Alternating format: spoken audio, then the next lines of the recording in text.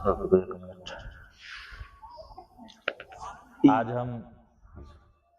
आज हम आए हैं निखिल नित्यानंद गुरु जी के पास, जो कि ध्यान और योग सिखाते हैं। सर का टाइमिंग है 6 से 7, संत अवध फील्ड पर। सुबह सुबह मॉर्निंग में पर डे सर आते हैं यहाँ। सर के साथ हम भी योग साधना सीखने के लिए आए हैं। तो आप लोग भी आइए और सीखिए, इससे बहुत सारा लाभ है। और उसके बारे में सर थोड़ा बहुत 2 लाइन बता देंगे। उसके बाद हम लोग कैसे योग करना है, साधना कैसे करना है, वो सर फिर करवाएंगे, हम लोग उसके साथ करेंगे। तो आज हम लोग इस संत अवध क्रीड़ा मैदान पर आए हुए हैं। हम लोग चाहते हैं कि योग और ध्यान लोगों के बीच जाएं, लोग इनको समझें और इससे जो फायदा होता है वो फायदा उठाएं। इसी क्रम में हम लोग अभी यहाँ बैठे हुए हैं और सबसे पहले हम ध्यान के बारे में कुछ चर्चाएं करेंगे, फिर हम लोग योग के बारे में चर्चा करेंगे। तो सामान्यतः हम जो ध्यान करते हैं, ऐसे ध्यान की कई विधियां हैं। किसी विधि का आप उपयोग कर सकते हैं, लेकिन मैं यहाँ जो ध्यान करूँगा वह श्वास आधारित ध्यान होगा। इस श्वास आधारित ध्यान में हम लोग सामान्य रूप से जो प्राकृतिक हवा है, जो प्राकृतिक ऑक्सीजन है, इस प्राकृतिक हवा को ग्रहण करेंगे और छोड़ेंगे। यह जो प्रकृति का दिया हुआ हवा है, इसको हम लोग कोशिश करेंगे कि एक नाक से ग्रहण करें और फिर उस हवा को दूसरे नाक से निकालें। इस श्वास लेने के क्रम में हम ये ध्यान रखेंगे कि ये हवा जो हमारे नाक के अंदर जा रही है, तो इस हवा के जाने का हम लोग अनुभव करेंगे कि वह हमारे नाक के किस कोने से टकरा रही है, किस होके जा रही है। फिर जब हम श्वास को छोड़ेंगे तो फिर यह अनुभव करने का प्रयास करेंगे कि नाक के जिस भाग से यह निकल रही है उसको हम लोग अनुभव करें। तो ये क्रिया हम लोग बार बार दोहराएंगे। शुरुआती समय में सामान्यतः आदमी को ये परेशानी होती है, जब वो हवा को खींचते हैं तो दोनों नाक से हवा जाती है। तो यह एक अभ्यास, और इस अभ्यास को करने से धीरे धीरे ये अनुभव हो जाता है कि हवा एक नाक से जाएगी और दूसरे नाक से निकलेगी, दूसरे नाक से आएगी, फिर पहले नाक से निकलेगी। लेकिन शुरुआती में सामान्यतः जब शुरू करते हैं तो उस समय सामान्य आदमी को यह अनुभव नहीं होगा। वो जब सांस को ग्रहण करेगा तो उसको ऐसा लगेगा कि दोनों नाक से हवा जा रही है और दोनों नाक से हवा निकल रही है। लेकिन करते करते धीरे धीरे यह आपको खुद अनुभव होने लगेगा कि आप एक नाक से हवा ले रहे हैं और दूसरे नाक से छोड़ रहे हैं, और पुनः दूसरे नाक से ले रहे हैं और पहले नाक से हवा को छोड़ रहे हैं। ऐसा करने से फायदा ये होता है कि जो हवा है वह शुद्ध हवा हमारे अंदर जाती है, हमारे कोशिकाओं तक जाती है, हमारे ब्रेन के कोशिकाओं तक जाती है, और ब्रेन की कोशिकाओं को ज़्यादा से ज़्यादा ये ऑक्सीजन उपलब्ध होता है, जिससे हम लोगों का दिमाग जो है वह सही ढंग से कार्य करता है। सामान्यतः बातचीत के क्रम में या आदमी इतना बिजी हो जाता है, वह मोबाइल हो वह टीवी हो या अपने दोस्तों के साथ या किसी व्यक्ति के साथ बातचीत इतना ज्यादा वो करने में तल्लीन हो जाते हैं, जिससे उनके शरीर में, उनके दिमाग में ऑक्सीजन का कमी होने लगती है और इस ऑक्सीजन की कमी से ही परेशानियां बढ़ने लगती हैं। सामान्यतः लोग भोजन तो कर लेते हैं, लेकिन श्वास जितना लेना चाहिए उतना श्वास नहीं ले पाते हैं। तो मेरा आप लोगों से अनुरोध है कि आप अपने श्वास की लंबाई को बढ़ाएं, श्वास थोड़ा लंबा करें। अभी जो सामान्य लोग श्वास ले रहे हैं वह छोटा होता है और छिछला होता है, और यह जो श्वास है जो आप सामान्य रूप से ले रहे हैं यह उतना प्रभावी नहीं है। अगर इस श्वास के लंबाई को बढ़ाया जाए, अगर लंबा लंबा श्वास लिया जाए, तो इस श्वास लेने से हमारे शरीर के अंदर ज्यादा से ज्यादा ऑक्सीजन जाएगा, हमारे दिमाग में भी ज्यादा से ज्यादा ऑक्सीजन जाएगा, और दिमाग में जब ऑक्सीजन की पर्याप्त मात्रा होती है तो हम लोगों का जो दिमाग है वो काफी शांत और काफी कूल बना हुआ रहता है। हम लोग जल्दी अधैर्य नहीं होते।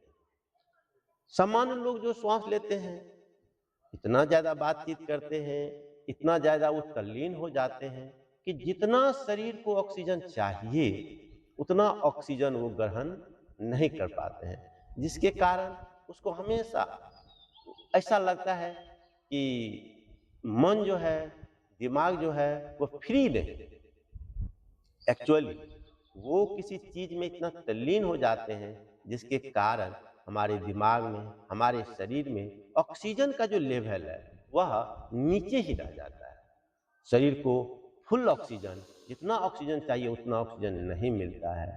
तो इसी के लिए हम लोग ध्यान विधि का उपयोग करें, और सामान्यतः यह ध्यान विधि में मुख्य रूप से श्वास आधारित ध्यान करें, क्योंकि ऑक्सीजन के बिना हम लोग कुछ मिनट भी नहीं रह सकते, और फिर भी हम लोग इस हवा के, इस ऑक्सीजन के महत्व को नहीं समझते हैं, क्योंकि यह ऑक्सीजन हमें जन्म के साथ ही मिल गई है, जिसके कारण इसके महत्व को हम लोग नहीं समझते हैं। जरा सोचिए कि अगर 1 से 2 मिनट भी ऑक्सीजन को बंद कर दिया जाए तो क्या गुजरेगा लोगों पर। फिर भी लोग इस हवा को, इस ऑक्सीजन के महत्व को नहीं समझते हैं। यह प्राणवायु है, इसी से हमारा जीवन चलता है। बाकी कुछ मिले कि ना मिले, अगर हवा को कुछ मिनटों के लिए रोक दिया जाए तो यह जीवन लीला ही खत्म हो जाता है। फिर भी आदमी इस चीज को समझ नहीं पाता। हम लोग प्राकृतिक जीव हैं, हम लोगों को प्रकृति के नजदीक रहना चाहिए, प्रकृति के पास रहना चाहिए। जितना ही हम ज्यादा प्रकृति के नजदीक रहेंगे उतना ही हम लोगों का जीवन शांत होगा, और जितना ही इसको हम कम करेंगे, प्राकृतिक चीजों को, इस हवा को, इस पानी को, इस भोजन को, उतना ही ज्यादा हमें कठिनाई का सामना करना पड़ेगा। तो योग के लिए अभी हम थोड़ा सा आप लोगों को बता रहे हैं कि ये मुद्रा, श्वास कैसे लेंगे, कैसे छोड़ेंगे, इसके लिए थोड़ा सा हम लोग एक मुद्रा का उपयोग करेंगे। ये मुद्रा ऐसी होनी चाहिए जिससे कि हमारे शरीर को कोई कष्ट नहीं हो। सामान्य मुद्रा होना चाहिए। दोनों हाथ को देखिए हम ऐसे खोल रहे हैं, और हम लोग आज जो कर रहे हैं इसमें हम एक नाक से हवा को ग्रहण करने का प्रयास करेंगे और दूसरे नाक से हवा को निकालने का प्रयास करेंगे, फिर दूसरे नाक से हवा को लेंगे और पहले नाक से निकालेंगे। ये श्वास की लंबाई थोड़ा बढ़ी हुई रहना चाहिए, थोड़ा लंबी होना चाहिए, जिससे कि हम उसको आसानी से अनुभव कर सकें। तो इसमें हम आपको इस मुद्रा को दिखा रहे हैं, और जब हम लोग ये विधि करेंगे तो इसमें मेरा जो सर है, मेरा जो गर्दन है और मेरा जो रीढ़ की हड्डी है, ये जो स्पाइनल कॉर्ड है, ये तीनों एक सिद्ध में होना चाहिए। और एक सिद्ध में होने से आपको ध्यानस्थ होने में आसानी होगी, आप आसानी से ध्यानस्थ हो सकते हैं। तो इसके लिए सबसे पहले बैठ जाएं, अपने जो रीढ़ की हड्डी है, गर्दन है, जो मस्तक है, इस तीनों को एक सिद्ध में लाएं और अपने दोनों हाथ को ओपन करें, अपने अंगूठे को तर्जनी के साथ बिठा लें और इस मुद्रा में आप बैठें। तो ये हम आपको दिखा रहे हैं, यह एक मुद्रा है जिसको कि मैं दिखा रहा हूँ। तो बैठने के साथ ही हम अपने आँख को थोड़ा बंद करते हैं और श्वास को हम ग्रहण करेंगे। श्वास थोड़ा लंबा होना चाहिए जिससे कि उसको हम अनुभव कर सकें। अगर श्वास छोटी रहेगी तो उसको हम अनुभव नहीं कर पाएंगे। तो श्वास की लंबाई को हल्का सा बढ़ाएं और एक नाक से श्वास को लेने का अभ्यास करें और फिर दूसरे नाक से उसे निकालें। जिस समय आप श्वास ले रहे हैं तो उस समय देखें कि यह नाक के किस कोने से टकरा रही है, इसका आप अनुभव करें। फिर जब हम श्वास को छोड़ रहे होते उस समय फिर यह अनुभव करें कि किस तरह से हम श्वास को छोड़ रहे हैं। हवा जो नाक से निकल रही है उसका अनुभव होना जरूरी है, तब ही जाके यह श्वास आधारित ध्यान आपको लाभ पहुंचाएगी। यह कहना आसान है लेकिन इसको करने में अभ्यास की जरूरत है। जब आप अभ्यास करेंगे तो इस आसन को, इस ध्यान विधि को आसानी से कर सकते हैं। तो देखिए हम इस मुद्रा में बैठे हुए हैं और हम एक नाक से श्वास को ग्रहण कर रहे हैं।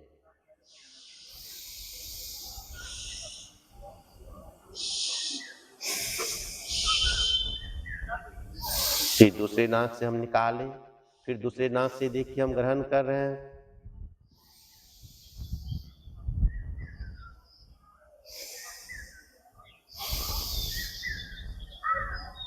तो पहले नाक से हम हवा को निकाल दिए। तो सामान्यतः आप लोग जब अभी शुरुआत में करेंगे तो आपको ये पता नहीं चलेगा, लगेगा कि दोनों नाक से जा रहा है, दोनों नाक से निकल रहा है। ये सही बात है। जब आप अभ्यास करेंगे तब ही जाके आप इसको सही ढंग से कर सकते हैं। तो शुरुआत में अगर आपको लग रहा है कि दोनों नाक से हवा जा रही है तो कोई दिक्कत नहीं, क्योंकि अभी तो शुरुआत है। पूरा करते करते करते आपको खुद अनुभव होने लगेगा कि एक नाक से हम आसानी से हवा ले रहे हैं और दूसरे नाक से निकाल रहे हैं।